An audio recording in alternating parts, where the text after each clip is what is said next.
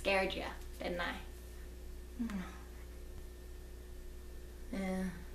Anyway, in the spirit of Halloween, look, I'm wearing a spooky spider necklace and everything. I thought I'd talk about something scary. Not that that was scary, because it wasn't. Or at least something that's supposed to be scary anyway. Horror movies. Oh no! Now, horror movies and I have just never really got on. We're not on the same level. People watch horror movies for the fun of having the scared out of them while being able to stay in a safe, familiar environment, like their couch. For someone like myself who rarely gets scared during a horror movie, the whole experience can be rather mundane. Now, I know there are good horror movies out there, but for the sake of this video, let's talk about the bad ones, the cliche ones, the ones that make you want to shake your head in exasperation. The ones that contain every single horror movie trope. Let's set the scene. I'll turn a light off because, you know, immersion, and yeah. A group of friends has decided to meet for a little get-together in the middle of the woods. You know, it's your typical gothic mansion, you know, or a rundown cabin that doesn't have electricity. They all arrive. Oh, hey, how you doing? Great to see ya. Why couldn't we have gone bowling? The reason for being at this particular place is never actually quite clear. You know, reasons. Now that everyone's together, it's time for your very first jump scare. But is it the bad guy? No. It's the significant other slash friend slash cat slash something that isn't scary at all. But with the music and the suddenness, it makes you crack your pants. Jump scares don't usually make me jump, except, and I swear, only when it's not something actually scary. I was watching a supposedly scary movie with my friends, and the only time I jumped or screamed or whatever was when the faucet went off. For no reason, of course. Broken pipe, I don't know. But the faucet goes off. You know, you've got the scary music leading up to it, and then all of a sudden, water! There will eventually, inevitably, be a part of the film where there's some mysterious, unidentified noise. There are generally two ways that the characters will react. What was that? Wind. What was that? Huh. I don't know. I'm gonna go check it out. By myself. Stay here. Either way, they're screwed. Both of those choices lead to an unpleasant confrontation with the bad guy. Then there is, of course, that chase scene where someone inevitably falls on their face. It's an imperative part of the horror movie cliche. Oh man, I tripped over nothing and I can't get up for some reason. In order to fight off this evil character, whatever or whoever it may be, a weapon is generally required. There's always just one of those things lying around this abandoned house slash castle slash grandmother's summer home. There are things that don't make sense, like, oh yeah, that's grandma's shotgun. That's her machete. How are we gonna fight this thing?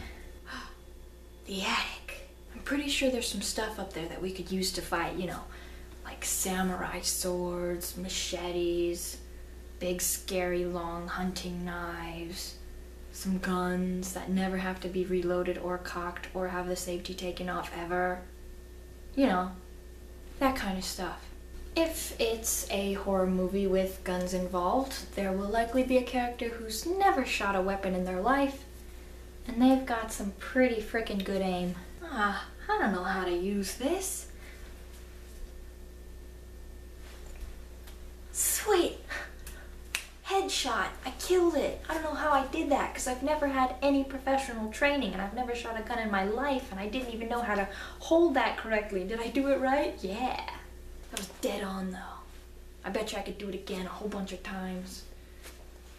I suppose a key factor in these horror films is a sense of being trapped, and it's hard to get that sense without blocking communication to the outer world, but they could be a little bit more creative with their methods.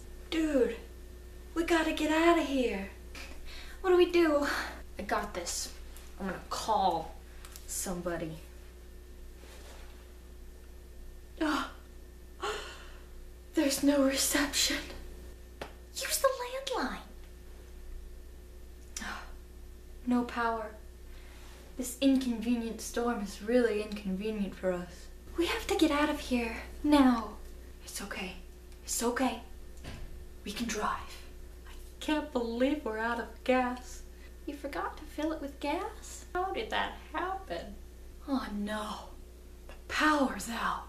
How will we see? I've got this flashlight. Oh no. There's no batteries. The batteries are dead? That's okay. I'll use my phone. Oh no. My phone's dead. I can't believe I forgot to charge it. My phone's dead too. Here's some advice. If you ever find yourself in a similar situation to that of a horror movie premise, if you think you killed the bad guy, you didn't. He's not dead. I guarantee you, he's still kicking. And he's gonna come after you again and try to kill you, you know.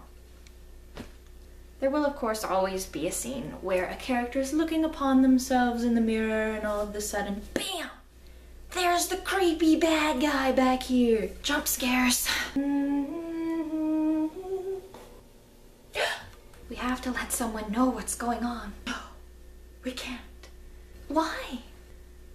Because no one will listen to us, and nobody will understand, and the lines are down, and there's no reception, and there's this awful storm outside, and we're in the middle of nowhere. There's usually at least one death in these movies where the bad guy, evil creature, whatever he is, has to do a very dramatic, slow motion, getting ready for a kill, which honestly gives the victim plenty of time to fight back, or at least try to, instead of trembling on the floor in terror. Don't do it! No!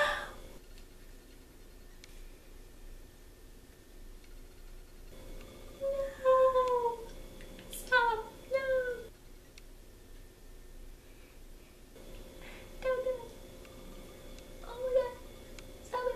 At the end of the movie, after the bad guy is dead, or not really dead, there's usually some weird twist that either sets it up for a sequel or just makes no sense at all. As if one of them wasn't bad enough.